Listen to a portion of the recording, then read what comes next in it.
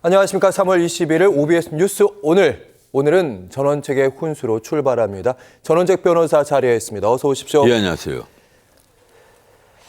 윤석열 대통령에 대한 탄핵 심판 선고가 차일피일 미뤄지는 가운데 한덕수 국무총리에 대한 탄핵 선고 월요일로 날짜가 잡혔습니다. 10시. 이제 다른 탄핵들은 다 처리됐으니까 남는 것은 윤 대통령에 대한 탄핵 선고.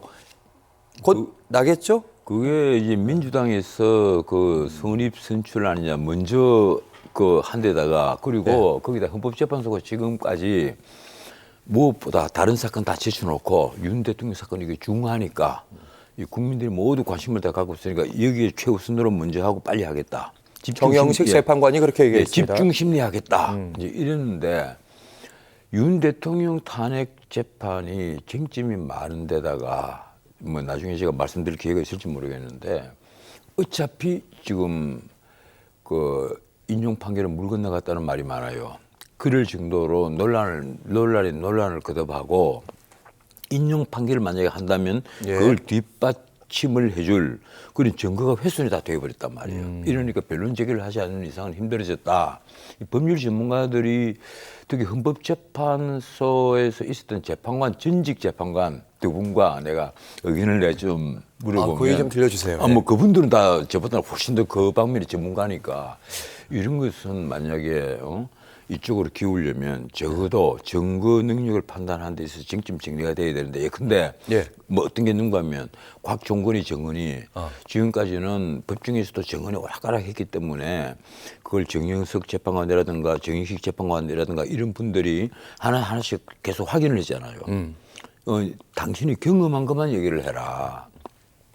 인원이냐 의원이냐 그 얘기 했었죠. 기억나요? 이런 말들을 쫙 그래서 나름대로 정리를 했는데 2월 25일 날 그 변론 종결을 하고 나서 그리고 얼마 전에 20년 지기에게 했던 얘기가 폭로가 돼버렸단 말이에요. 전화 녹음이 그대로 누구야 내보고 양심선언을 하라고 한다. 그게 언제 한 얘기인가 하면 12월 5일 날 한 얘기입니다. 12월 3일 밤 10시 23분에 비상계엄이 있었는데 12월 5일 날 그리고 이 곽종근이가 자기가 모셨던 김병주 의원 그리고 박선원 이 두 사람 사이에 앉아서 울먹이면서 그 인원을 요원을 빼내라 뭐 국회의원을 끌어내라고 했습니까? 예 그렇습니다. 이 말을 하기 바로 그 전날이에요.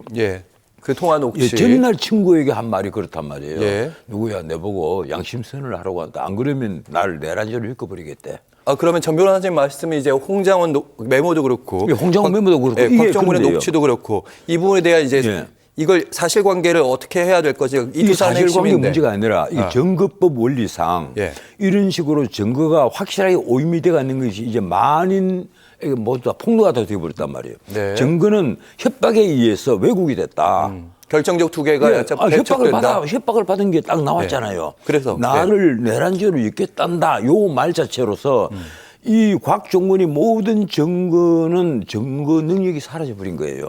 그리고 여기에 연관된 사람들, 근데 곽종근의 부하, 뭐 김현택 한 증인이라든가 이런 모든 주변의 증언들도 전부 다 증거 능력이 신빙성이 다 떨어져 버린 겁니다. 자, 그러면 지금 윤 대통령을 지금 물론 내란죄는 빼냈습니다만 내란 행위라는 것은 자기들 표현으로 치면 여전히 남아있단 말이에요.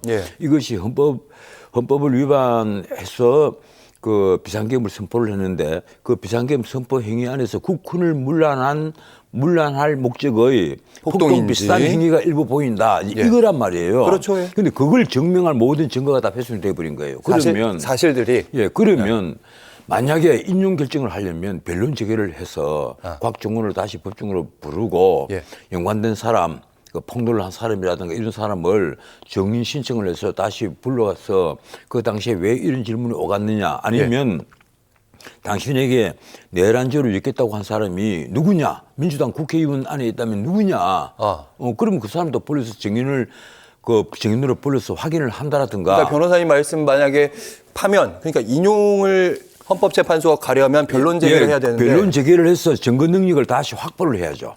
근데 지금 안 하고 있다. 그렇지 않은 이상은 이 인용 결정은 이제 물 건너갔다. 원래 이게 그 8대 0으로 인용 결정이 될 것이다. 이게 뭐 민주당 쪽에서는 다 그런 얘기를 했어요. 그리고 다수의 예측이었습니다. 언론에서도 대부분이 막 이러다가 또 박근혜 대통령 때처럼 8대 0 인용 결정이다. 그런 말을 할 때마다 저 같은 사람은 아닙니다. 난 이거 각하라고 가야만 정직한 법조인이라고 생각을 한다. 이런 얘기를 하면 나를 꼭 미친놈 쳐다봤어요. 외롭지 않으셨어요 그때? 아니 그 이상한 눈으로 똥똥 쳐다봐요. 그런데 이게 우리 헌법학계에 석하 계신 허영 교수님께서도 이건 각하 결정이 맞다. 예. 네, 각하를 해야 된다. 왜 그런가 하면 탄핵소 조안에서 이미 내란죄란 걸 빼낸다고 처리하겠다고 얘기를 하면서 그것이 헌법재판소에서 권유한 바라고 알고 있습니다. 이 얘기까지 했어요. 예. 전 변호사님, 저희가 오늘 갈 길이 아주 먼데. 제가 한마디만 더 할게요. 예. 그런데 이걸 그때 허영 교수님은 심리를 중단해야 한다. 이 내란죄를 빼내면 동일성이 이미 탄핵소 조안이 동일성이 유지가 안 됐다. 그러면 국회에서 재의결을 해오거나 나머지 사유 예컨대 이것이 뭐 비상계엄 선포 행위가 이게 국가원수의 통치행위다. 이런 거로도 각하를 할 수가 있지만 그런 거 말고 요거 하나만으로도 각하다. 이미 각하 대상이다. 형식적으로 이 절차가 말이 안 된다. 각하 대상. 마치 지금 그 24일 날 선고하고 있는 한덕수 총리도 마찬가지예요. 한덕수 총리는 뭔가 하면 전 변호사님 잠시만요. 정족수 문제가 있단 말이에요. 잠시만요. 그래서 제가 처음에 드렸던 질문이 이겁니다. 한덕 총리가 월요일에 이제 선고가 있습니다. 한덕 총리에 대한 부분들, 사유들을 이제 저희가 꼼꼼하게 그 뒤에 질문을 다시 드릴 텐데, 그럼 윤 대통령에 대한 탄핵 선고 일단 다음 주에 그 얘기만 해주세요. 다음 주에 날 것 같은지. 제가 보기로는 못 납니다. 저는 처음에 이게 3월 26일 날 이재명의 그 항소심 선고재판 이것보다 앞서느냐 절대 앞설 수가 없을 것이다. 그걸 뒤로 나갈 것이다 이랬는데 제가 지금 보기로는 나는 이제 4월로 넘어가지 않겠느냐. 어쩌면 문영배 이미선 두 재판관이 차라리 우리 수도 이렇게 징점정리가 안 되면 나는 그냥 나가겠다. 지금 이걸 각하 결정이나 기각 결정을 해놓고 밖에 나가서 문영배가 몰매 맞느니 차라리 난 그냥 나가버리겠다.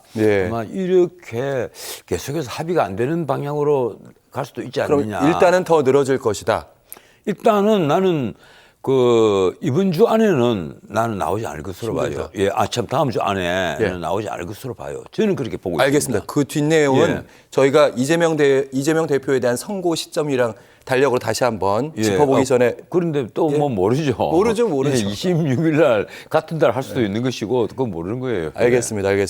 그 부분에 대한 얘기는 저희가 다시 얘기하겠고 다시 한번 한덕수 총리에 대한 얘기로 넘어가도록 하겠습니다. 한덕수 총리가 이제 월요일에 결론이 나게 될 텐데 두 가지 결정 중에 하나입니다. 파면 아니면 이제 다시 복귀하는 거고 복귀의 가능성 중에서 두 가지가 있습니다. 그러니까 내용 자체가 잘못됐다. 각하하는 경우가 있을 겁니다. 그것만 좀 따져보도록 하겠습니다. 왜냐하면 그게 제일 단순하니까. 이게 제가 만약에 헌법재판관 같으면요.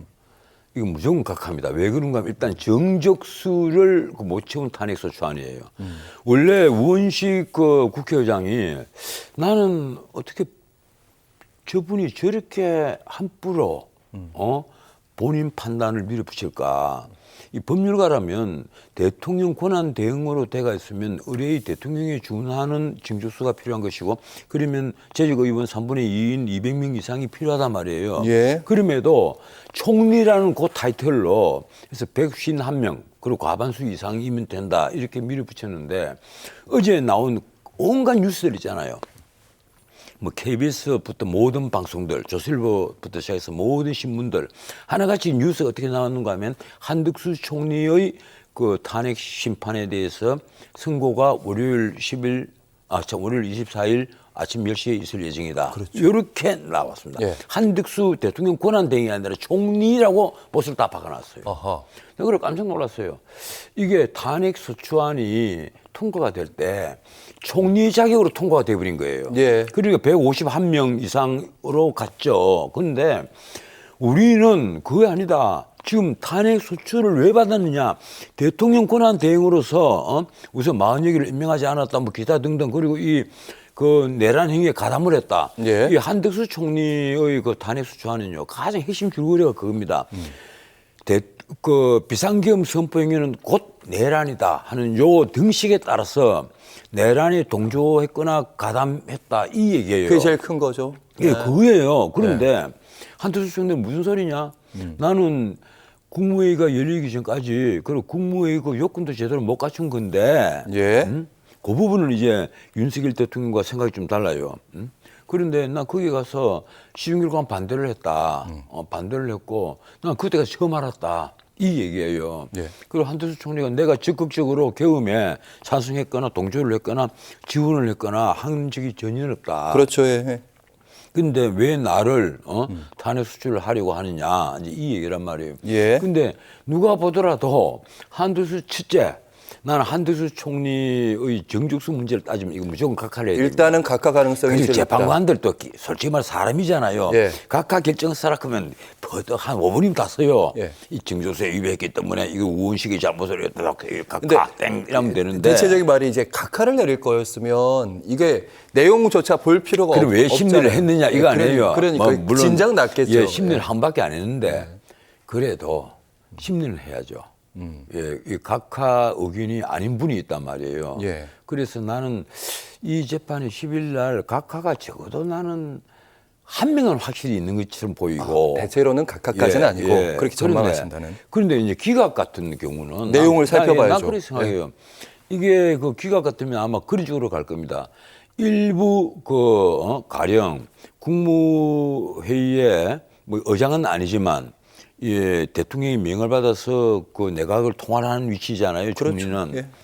자, 그리고 대통령 권한 대행으로서 뭐 이러이러한 했는데 명백히 이쪽 편에 서지 않은 것이다. 그 위법성이 일부 보인다. 그렇더라도 파면의 이를 정도는 아니다.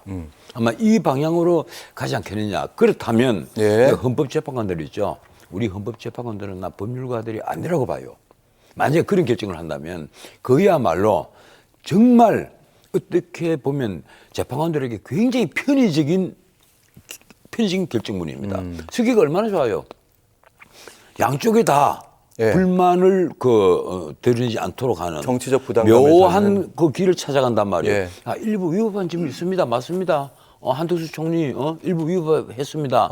헌법에 예. 위헌적이고 위법적인 일부 행동이 엿보입니다. 그러나 이 정도 같으면 굳이 파면에 이를 정도는 아닌 것으로 보인다. 이러면 양쪽에 다 듣기 좋은 소리 해주는 거니까 얼마나 예. 좋아요. 그런데 나는 그런 식의 그 처세 근데 방금 말씀하신 대로 한덕수 총리에 대한 만약에 기각이 나오든 인용이 나오든 내용을 살펴본다면 방금 부분이 이제 인용은 나오지 않을 가능성이 어쨌든, 99%예요. 저는 그렇게 알겠습니다. 믿습니다. 다루게 되는 부분이 이제 계엄의 적절성, 적법성 여부가 다루게 될 텐데 예, 내용을 거기에 살펴본다면 그 결정문 안에 나오는 내용에 네. 오히려 관심이 많이 가는 거예요. 왜 그런가 하면 전 변호사님 말씀대로 만약에 예.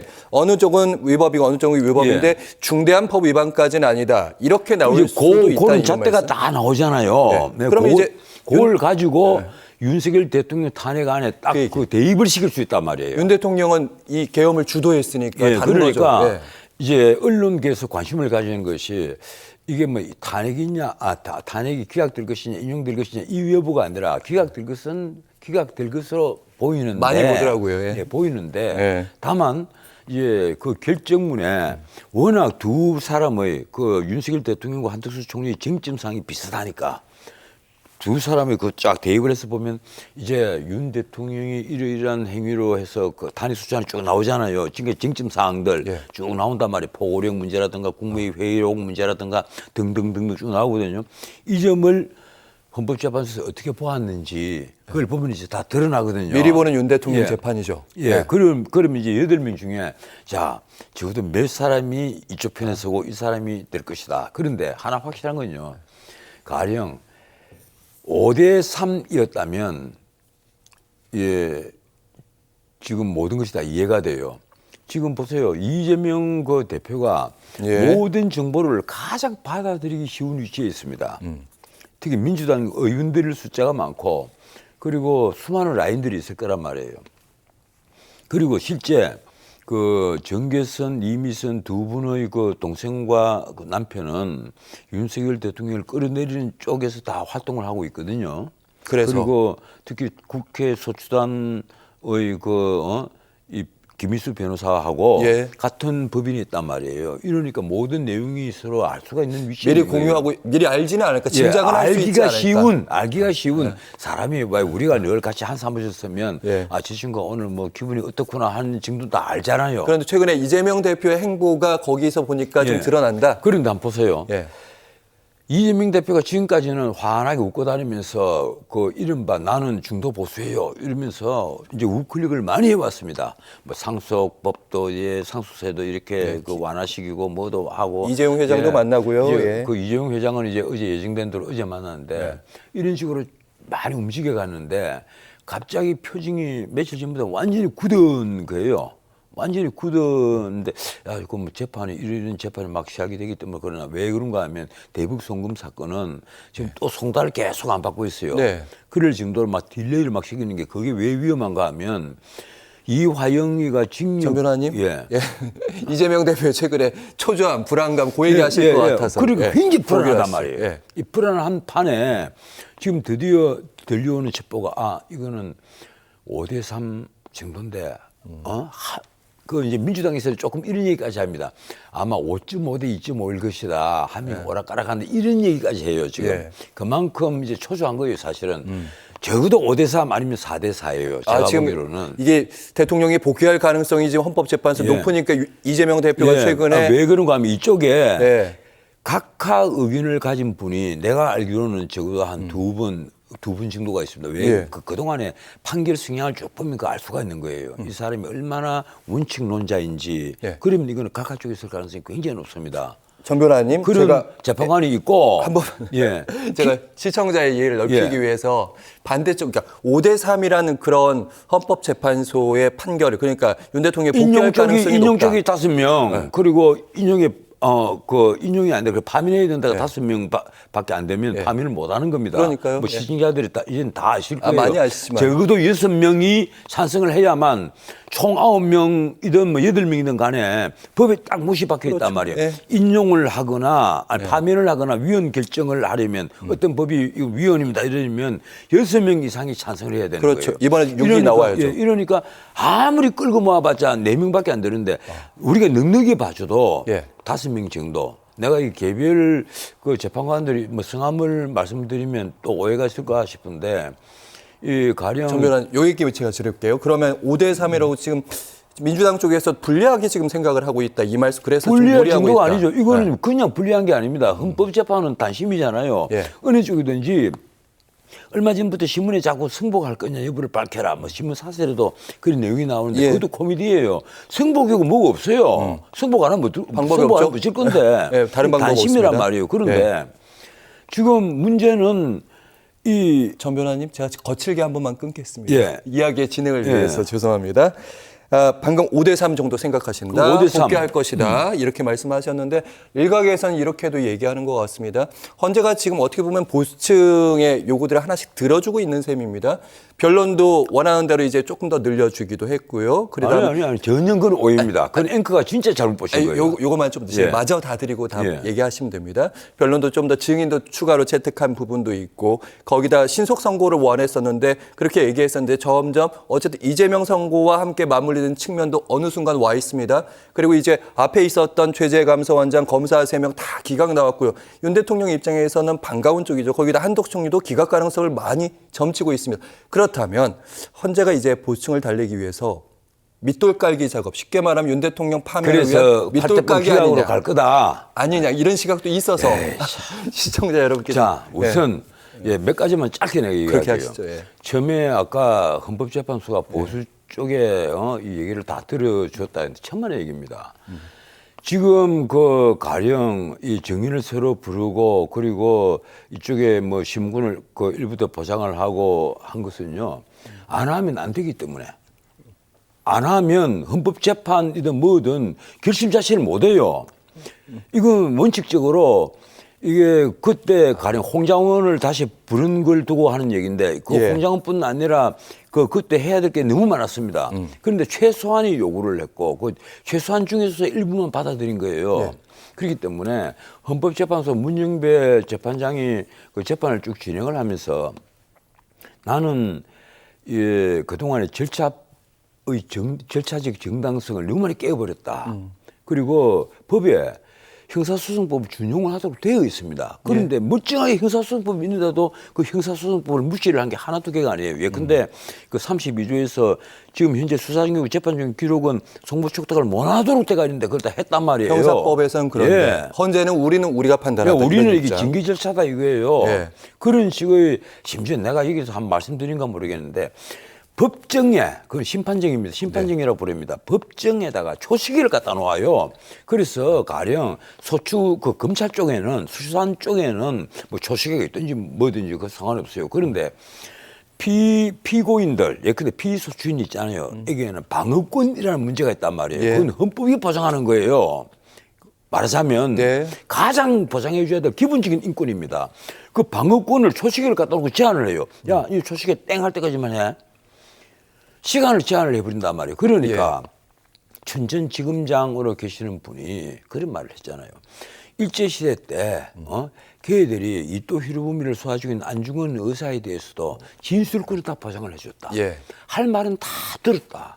알겠습니다. 이게 도대체 민주법정이냐 이렇게 묻고 있는 겁니다. 알겠습니다. 그럴 정도의 법정을 두고 지금까지 뭐 보수가 원하는 대로 다 해줬다 하고 말하면 그건 아주 코미디 같은 얘기예요. 알겠습니다. 요 얘기는 여기까지 하도록 하겠습니다. 나는 내가 기억하고 있는 내가 법을 정말 50년을 공부를 했는데 이 재판소는 정말 허영 교수님의 표현을 빌리면 가루가 될 정도로 가루가 되어야 할 정도로 민주적 절차를 전혀 이행을 하지 못했습니다. 비유적 표현 최악의 법 중이에요. 비유적 표현으로 받아들이도록 하겠습니다. 계속해서 이제 오늘 나왔던 한국갤럽에 관련된 여론조사 결과 보시면서 좀 더 심도 깊은 얘기 나눠보도록 하겠습니다. 사실은 윤 대통령 탄핵해야 되느냐 여기에 대해서는 두 달째 거의 변동이 없습니다. 전 변호사님 찬성 58 이번에는 반대 36 두 달째 한 6대 3.5의 비율로 나타나고 있습니다. 그리고 다음 대통령 선거에 대한 결과에 대한 기대도 보시죠. 이 결과도 사실은 한 두 달째 별 차이가 변화가 없습니다. 12%포인트 차로 현 정권이 교체돼야 된다고 생각하는 분들도 많고 야당 후보가 당선돼야 된다. 51% 그리고 현 정권 유지는 여당 후보 당선은 39%로 나타나고 있습니다. 두 달간 역시 큰 변화 없다는 말씀 드렸고요. 한 10%포인트 차가 계속해서 유지되고 있습니다. 전 변호사님. 지금 저게 NBS도 아주 비슷해요. 맞아요. NBS 지표조사, 이 케이스테디 어제 발표된 거. 엠브리인 퍼블릭 그리고 코리아 한국 리서치 이 4개 여론기관이 하는 게 보면 60대 35 아주 비슷해요. 제가 보기로는 한 55대 35 이 기조가 꾸준히 유지가 돼 간단 말이에요. 그런데 이게 박근혜 대통령 때보다는 많이 다릅니다. 박근혜 대통령 때는 10%에서 미등도 하지 않았잖아요. 그런데 이번에는 그 20% 밑으로 약간 추락을 했다가 계속 치고 올라와서 지금 35에서 40 사이를 오락가락하고 있거든요. 그렇죠. 그런데 이 정도만 하더라도 나는 민심이 엄청나게 그 회복을 했다. 쉽게 말하면요. 원래 윤 대통령 지지도가 얼마 안 됐습니다. 30%보다 밑에 있잖아요. 갤럽 원래 20% 안 된 적도 많아요. 30% 마지막에는. 밑이었단 말이에요. 그랬으니까 거기서 지금까지 올라왔고 윤 대통령 개인 지지도만 하더라도 지금 40%로 오르내리는 여론조사 계속 나오고 있거든요. 전 변호사님 시간이 5분밖에 안 남아가지고 이 얘기를 제가 드려야 될 것 같아요. 그러니까 나는 그렇게 생각해요. 이 여론조사는 사실 별 의미가 없다. 무슨 말인가 하면 이 정도 같으면 탄핵에서 인용을 하든 기각을 하든 그렇게 우리 국민들이 지금 어차피 딱 둘로 나누지가 있습니다. 광화문에 가보세요. 저 여론조사와는 또 다른 모습을 보입니다. 광화문에는 가령 이쪽에는 신고를 10만을 하면 한 50만이 나와요. 광화문에서 탄핵 반대하는 입장은 근데 탄핵 찬성하는 입장에는 더 많이 나오는데. 10만을 신고해놨는데 모인 사람은 800명밖에 안 모이고 5,500명밖에 안 모였어요. 최근에 근데 윤 대통령 석방에 모이는 사람 얘기하셨으니까 윤 대통령이 석방 이후에 탄핵에 그러니까 윤 대통령 파면해야 된다는 쪽에서도 더 많이 점점 결집하고 있는 모양새도 보이고 지금 여론조사 지표도 잠깐 보셨겠지만 석방 이후에 그리고 즉시 항고 안 한 이후에 윤 대통령의 지지율이 그러니까 국민의힘의 지지율이 좀 정당 지지율도 나올 텐데 떨어지고 있는 아니 정치대관은 약간 떨어지고 있죠. 그런데 그거보다는 나는 딴 걸 뭘 보는가 어떤 거 보세요? 지금 이재명 대표가 답답하잖아요. 3월 26일에 자기 목을 치는 항소심 선고가 있는데 이러니까 어제 당장 현장 최고위원회 가서 뭐라고 얘기했습니까? 그저께 어제죠. 엄청난 얘기를 했잖아요. 지금 최상목 권한대행은 헌법재판소가 판단을 했는데도 40여 개 임명하라고 했는데도 그걸 안 하는 직무유기를 하고 있다. 직무유기 현행범이다. 직무유기 현행범은 국민 누구나 체포할 수 있다. 그러니까 몸조심해라. 야, 내가 그 화면을 보다가 충격을 받았어요. 우선 이재명은 이승을 정말 잃었다.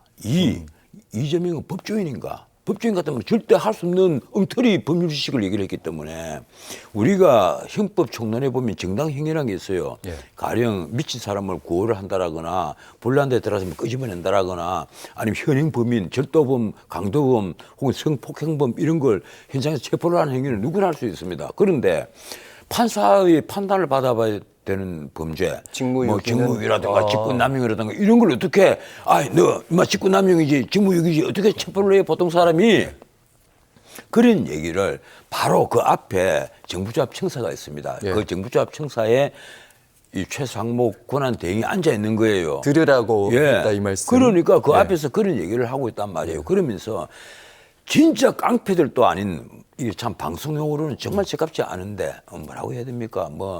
내가 표현을 안 할게요. 사실은 많은 언론들이 오늘 과격하다 이런 표현을 그런 했습니다. 단어, 그런 인간들이나 쓸 수 있는 말, 몸 조심해라 이런 얘기를 일국의 야당의 대표가 썼단 말이에요. 난 그거 보고 충격을 받았어요. 얼마나 다급해지고 얼마나 초조하면 저런 말을 쓸까? 드디어 이승을 잃었구나. 본인에 대한 재판의 결과도 그렇죠. 걱정이 되는 그 마음도 걱정되는 있다? 정도가 아니죠. 네. 왜 그런가 하면 항소심 재판에서 뒤집어질 가능성은 거의 없습니다. 그건 없어요. 아니 가능성이 그러니까 무죄나 100만 원 유죄라도 100만 원 이하면 이제 대선 출마에 그럴 가능성은 없습니다. 내가 이게 네. 어느 일단 법률가도 전변의 99.9%가 이거는 왜냐하면 김인섭이가 이미 대법원에서 그 알선 수재로 확정 판결을 받았잖아요. 그러면 그게 뭔가 하면 끝 질문. 만약에 이재명 대표가 사실은 비슷하게 1심이랑 비슷하게 나더라도 이제 대법까지 가려면 시간이 많이 필요하잖아요. 왜냐하면 3개월 내에 대법원이 선고를 해도 진짜 3개월 내에 선고가 가능해도 6월 말입니다. 아니 5월 26일이죠. 6월 26일이 6월 26일. 그러면 그때 그 유력 대권 주자를 대법원이 이렇게 함부로 유력 대권 주자는 무슨 그래 지금 생각하시는 게 그거잖아요. 가능할까 싶어서. 대통령 탄핵에 인용이 돼서 대통령이 파면되면 이제 초단기 대선이 되는데 그러니까요. 2달 뒤에 대선이 돼야 되니까 5월 말이죠. 예. 그러면 이쪽은 이제 6월 말이니까 그래도 출마를 할 수가 있지 않겠느냐. 그런데 설사 그런 일이 벌어진다 하더라도 난 출마 못 할 것으로 봐요. 왜 그런가 하면 대법원이 법률심이라는 것은 대한민국 누구나 알고 있습니다. 과거 권순일과 김만배의 사법거래 같은 거래가 또 있다고 하면요. 대한민국 정말 무너집니다. 나는 다음에 권력을 잡는 사람은 그게 여든 야든 누구든 간에 김만배와 권순일이 재판 거래는 반드시 밝혀야 된다고 믿는 사람이에요. 그렇지 않으면 우리나라 사법 부실은 계속 깊어갈 거다. 이건 반드시 해결해야 된다. 30초 남았습니다. 정리해 주시죠. 그렇기 때문에 나는 그 이재명 대표는 지금 마음을 비워야 된다고 생각합니다. 이재명 대표가 언제까지 욕심을 계속 가지고 있을 거예요. 마음을 비워야 우리나라 정치판이 평화로워져요. 그리고 헌법재판소에서도 아주 편안하게 결론을 낼 수가 있습니다. 나는 이재명 대표가 오히려 마음을 비우는 것이 오늘 만약에 이게 전원식의 훈수잖아요. 정말 한 말씀 드리자면 이재명 대표께서 마음을 비우시고 이제는 다른 분들에게 기회를 드리라. 일극체제를 계속 유지해가는 것도 이제는 끝날 때가 됐다. 그리고 일극체제 자체가 반민주를 의미하는 겁니다. 반민주 포퓰리스트들. 이제 그 시대는 끝났습니다. 알겠습니다. 전원책의 이재명 대표에 대한 훈수 여기까지 듣도록 하겠습니다. 전원책 변호사와 함께했습니다. 오늘 고맙습니다. 네, 고맙습니다.